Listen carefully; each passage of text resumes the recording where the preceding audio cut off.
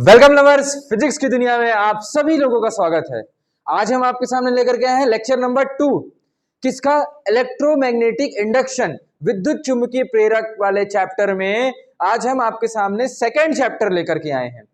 इस चैप्टर में हम क्या बात करने वाले हैं? इस चैप्टर में हम सेल्फ इंडक्टेंस की बात करने वाले हैं, यानी स्व प्रेरकत्व की बात करने वाले हैं। सेल्फ इंडक्टेंस के अंतर हम उसके एप्लीकेशंस को देखते हुए सोलेनोइड जो होता है, लॉन्ग सोलेनोइड जो होता है, उसमें जो सेल्फ इंडक्टेंस की वैल्यू आती है, यानी स्व प्रेरकत्व की जो वैल्यू आती है, उसे आज हम फाइंड आउट करना चाहते हैं। ये जो वीडियो है वो हिंदी मीडियम और इंग्लिश मीडियम दोनों के लिए बहुत ज्यादा बेनिफिशियल होने वाली है। हिंदी मीडियम वाले बच्चे आप ध्यान से सुनने की कोशिश कीजिएगा और लिखने की कोशिश कीजिएगा, क्योंकि मैं बोर्ड में केवल और केवल इंग्लिश से लिखूंगा, जैसा कि आपने अभी पिछले लेक्चर्स अपने किए होंगे।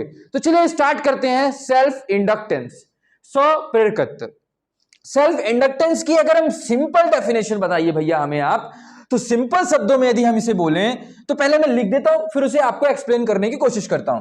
तो सेल्फ इंडक्टेंस जो होता है, अपन ये बोल सकते हैं कि total flux, total magnetic flux लिखें आप यहां पे, the total magnetic flux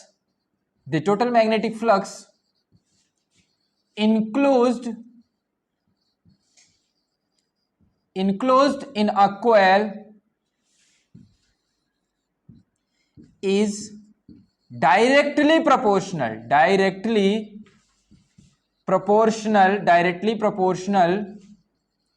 to current flowing through it। कहने का मतलब यह है कि किसी भी कॉइल से जो टोटल मैग्नेटिक फ्लक्स गुजर रहा होता है वो किसके डायरेक्टली प्रोपोर्शनल होता है?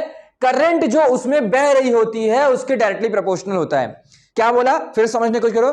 किसी भी कॉइल में, फॉर एग्जांपल ये एक कॉइल है, इससे जितने मैग्नेटिक फ्लक्स गुजर रही होगी, यानी विद्युत चुंबकीय फ्लक्स, जितना चुंबकीय फ्लक्स इस कॉइल यानी इस कुंडली से गुजर करके जा रहा होगा, उतना वो किसके समानुपाती होगा, यानी किसके डायरेक्टली प्रोपोर्शनल होगा?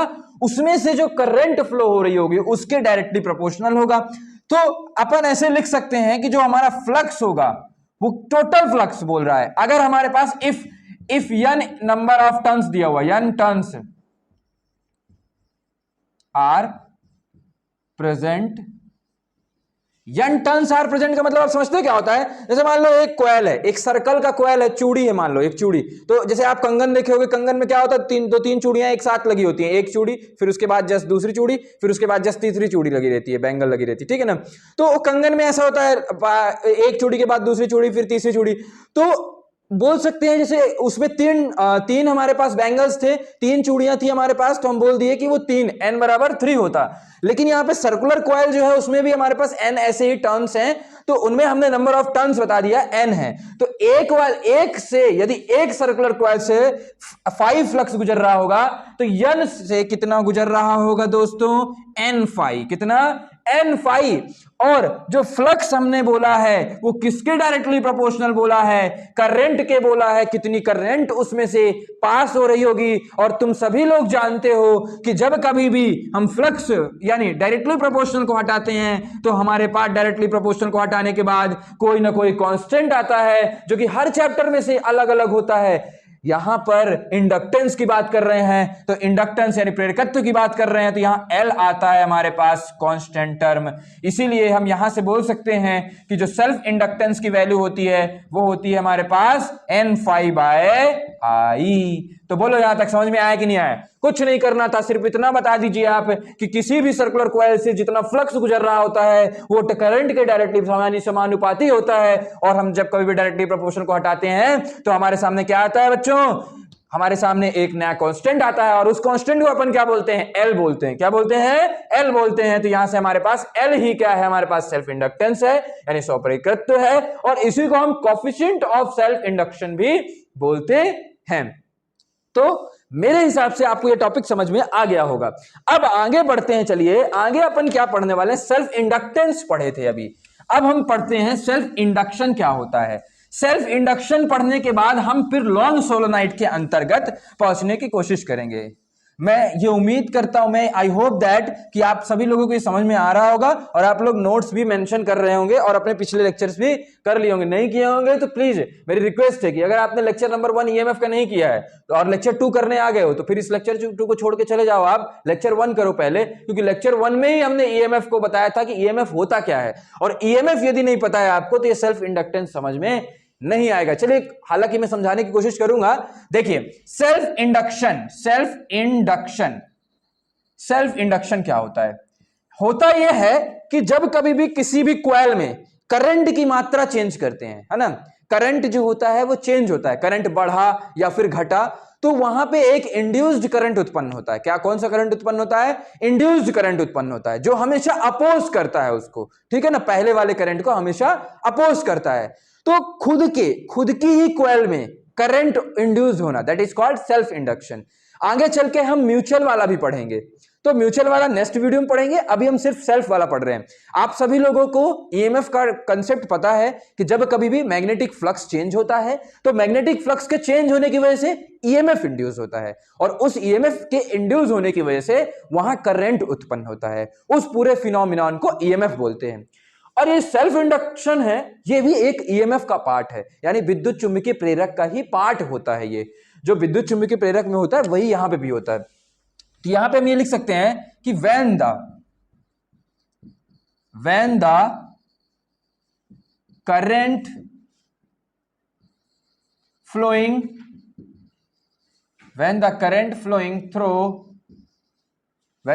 flowing through coil is changed, then the induced current is produced, induced current is produced on itself. This phenomenon is called self induction. अब ये सबसे सरल भाषा की लैंग्वेज लिखी हुई है बोर्ड में, आप जो बोर्ड में मैं लैंग्वेज लिख रहा हूं ये सबसे सरल भाषा की लैंग्वेज कहलाएगी आपके लिए।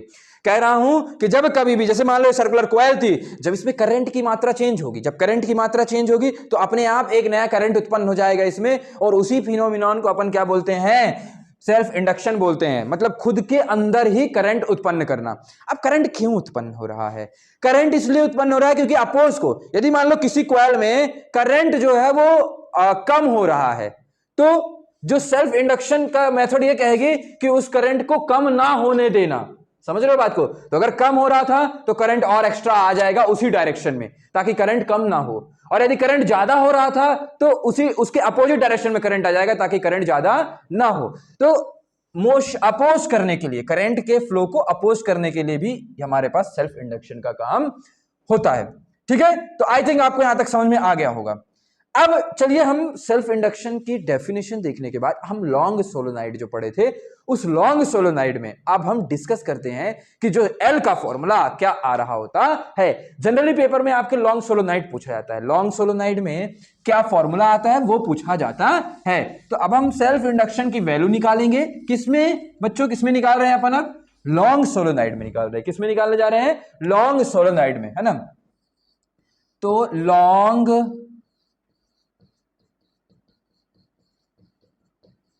सोलोनाइड, तो लॉन्ग सोलोनाइड में क्या होता है हमारे पास? सेल्फ इंडक्शन का फॉर्मूला वो निकालने जा रहे हैं।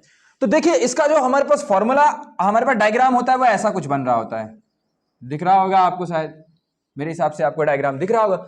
ये डायग्राम होता है। मान लेते हैं कि इसकी जो लंबाई है बच्चों एल है, मान लिया हमने इसकी जो लंबाई है एल लंबाई का है, और हमने ये मान लिया कि जो इसकी रेडियस है, इस सर्कल की जो रेडियस बन रही है वो आर बन रही है, हमने माना है।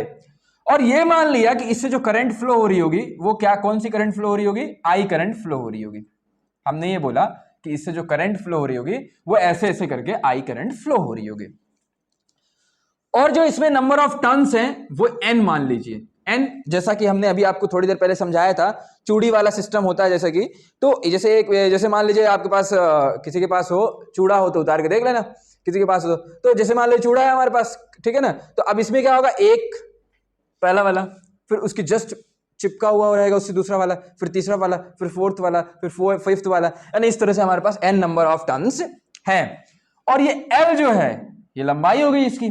तो यहां लिख दीजिए पहले आप कि consider length of long solenoid is L, consider कर लिया हमने, एंड नंबर ऑफ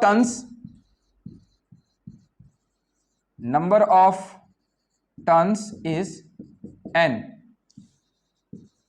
करंट जो बह रही है उसमें, जो धारा बह रही है, करंट फ्लोइंग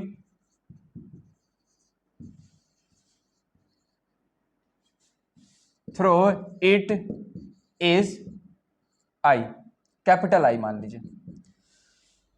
यहां तक आई थिंक आपको समझ में आ गया होगा। हमने कुछ नहीं बताया ज्यादा, क्या बताया है, केवल लंबाई है, करंट I बह रही है और रेडियस मान लो, एंड द रेडियस यहां लिख दीजिएगा आप, रेडियस ऑफ कोयल की जो रेडियस है वो क्या है हमारे पास, इज R। कोयल की जो रेडियस है वो R है। तो अब इसके फॉर्मूले को यदि आपको डिराइव करना है, फॉर्मूले को यदि डिराइव करना है तो आप क्या करेंगे, फॉर्मूले को डिराइव करने के लिए फॉर्मूले को ड्राइव करते तो पहले मैग्नेटिक फील्ड निकालते। चलो मैग्नेटिक फील्ड निकालना पड़ेगा। अच्छा मैग्नेटिक फील्ड तो पढ़े ही नहीं भैया, कोई बात नहीं, आपने यदि सोलेनोइड का मैग्नेटिक फील्ड नहीं पढ़ा है तो मैं आपको आज याद करा देता हूं। जो मैग्नेटिक फील्ड होता है किसी भी सोलेनोइड का, उसका फॉर्मूला होता है mu not N by L into I होता है। क्या होता है, mu not N by L into I होता है। सिंपल शब्दों में हम बोल सकते हैं कि ये लॉन्ग सोलेनोइड का फॉर्मूला होता है mu not N by L into I। इसका एक लंबा सा डेरिवेशन होता है सोलेनोइड के मैग्नेटिक फील्ड का, वो हमने शायद नहीं किया है अभी, लेकिन हम याद कर लीजिए आप, जो मैग्नेटिक फील्ड का फॉर्मूला होता है वो कितना होता है, mu not N I by L होता है, mu not N I by L होता है।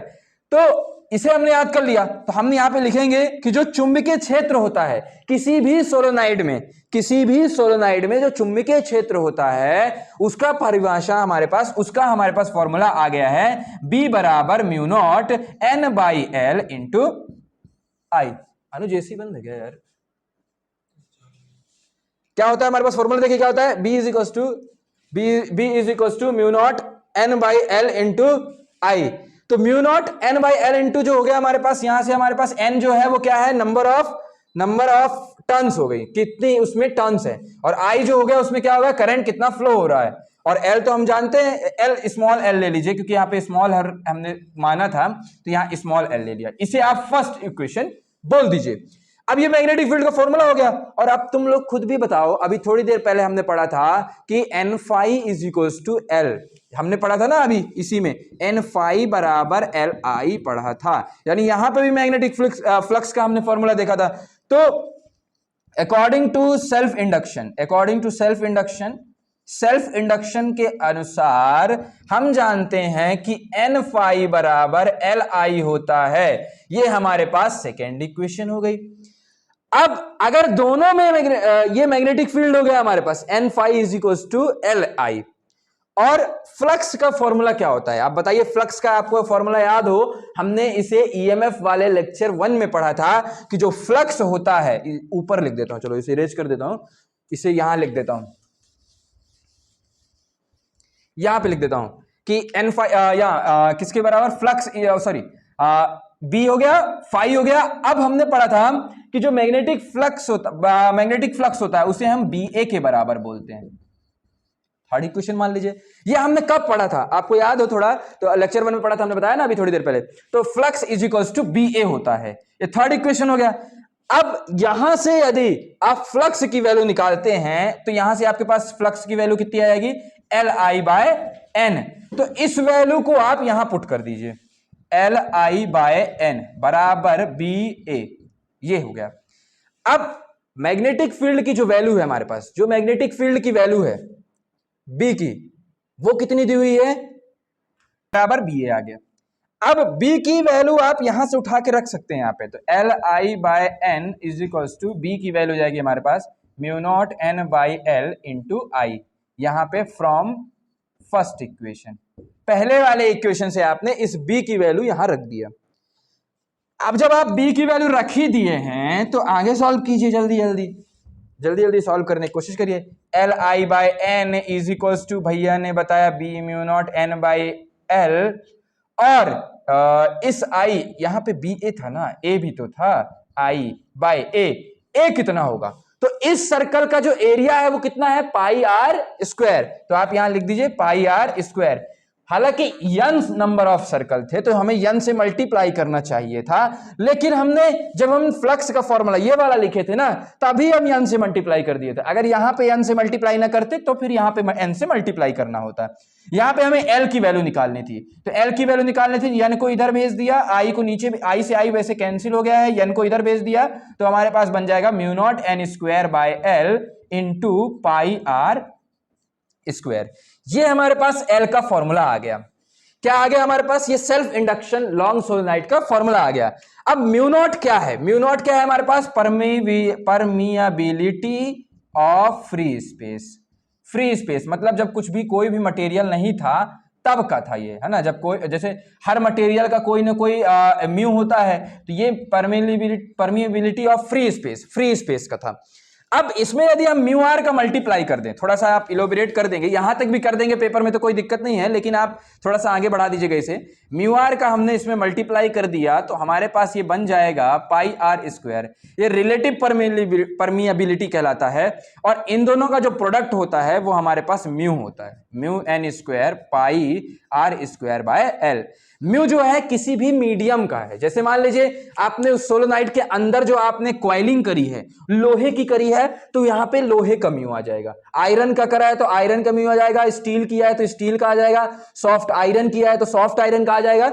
ये म्यू बताता है आपको कि आपने किस मटेरियल का अंदर साइड इस्तेमाल किया है। इस फॉर्मूले को आप याद कर सकते हैं कि जो हमारे पास रिलेटिव परमिटिविटी होती है वो क्या होती है? म्यू बाय म्यू नॉट होती है। तो यदि इन दोनों का मल्टीप्लाई है तो हम उसकी जगह लिख सकते हैं म्यू लिख सकते हैं।